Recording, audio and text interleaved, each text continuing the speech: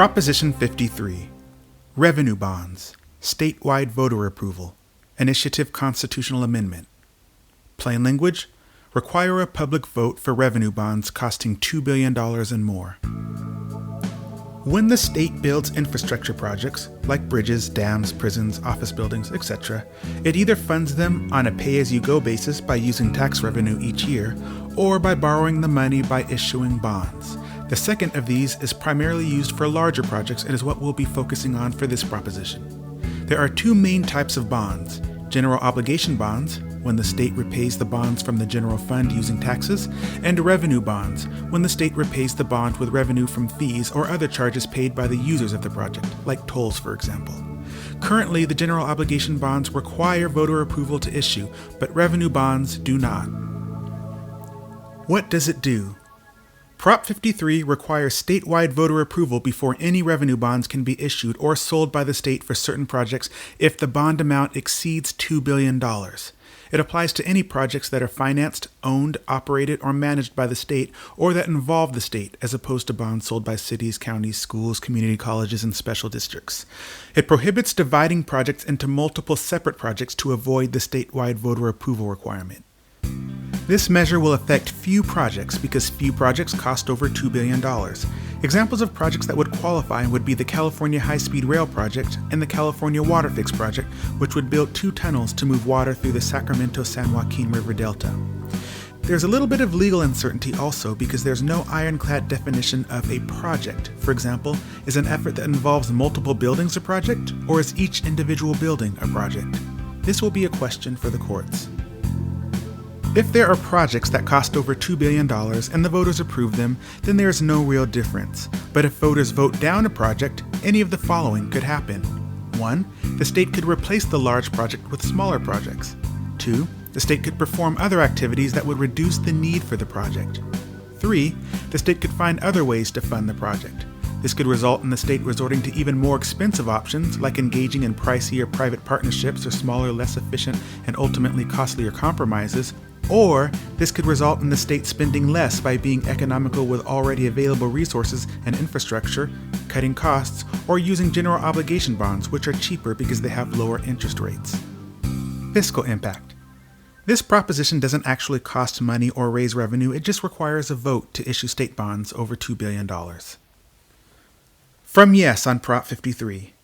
Prop 53, the Stop Blank Checks initiative, is simple. It only does 2 things. It requires California voters' approval for state projects that would use over $2 billion in state revenue bonds, and before that vote, it ensures full disclosure of the total cost of any state revenue-based project greater than $2 billion.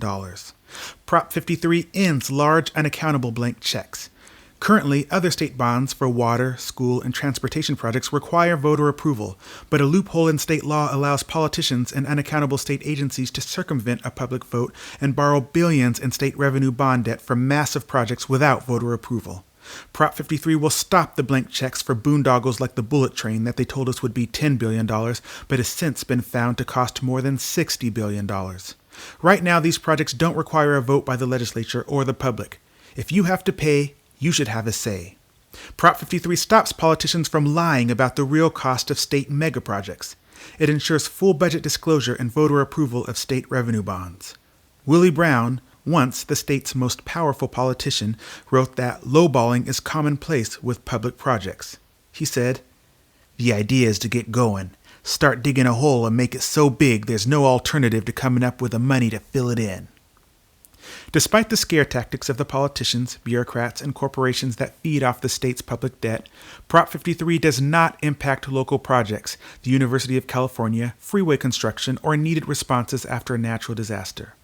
The Sacramento Bee adds, emergency repairs are traditionally paid for by the federal government or other sources, not revenue bonds. Opponents of Prop 53 include special interests who have fought tax reform for decades and profit from massive state revenue projects. If you trust taxpayers and voters more than lobbyists, vote yes on Prop 53. From No on Prop 53. Prop 53 doesn't give you a say, quite the opposite. It erodes your voice and the voice of your community. Prop 53 is opposed by a broad bipartisan coalition of organizations, including California Professional Firefighters, California Chamber of Commerce, California Hospital Association, firefighters, paramedics, family farmers, environmentalists, nurses, law enforcement, and local governments, because it would erode local control and jeopardize vital infrastructure improvements in communities across California. Voters in faraway regions could veto local projects your community needs and supports, like water storage or bridge safety repairs, even though those voters don't use or care about your local improvements. There's no exemption for emergencies or natural disasters. This flaw could delay our state's ability to rebuild critical infrastructure following earthquakes, wildfires, floods, or natural or man-made disasters. It also threatens water supply and drought preparedness.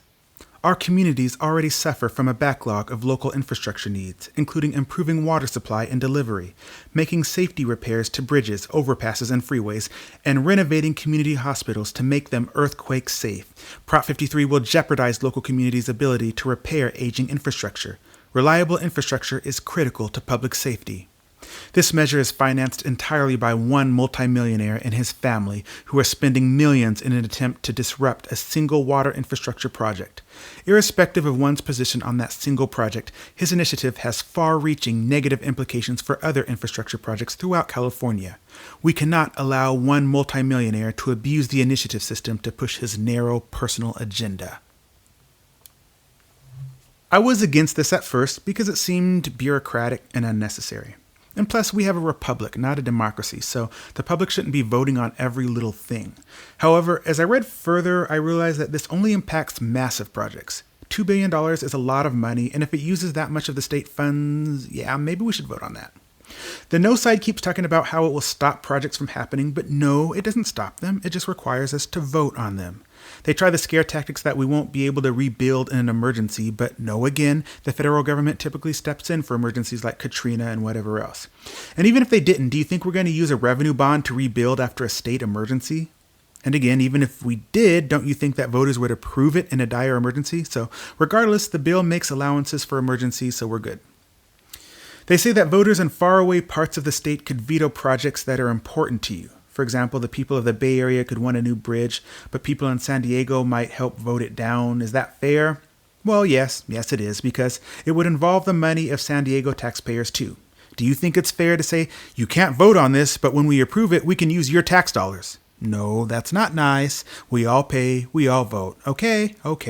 If you look online, you'll also see the no people mentioning that there are some projects like some Bay Area bridges that cost $6 billion and now require $6 tolls. Again, let's vote on that.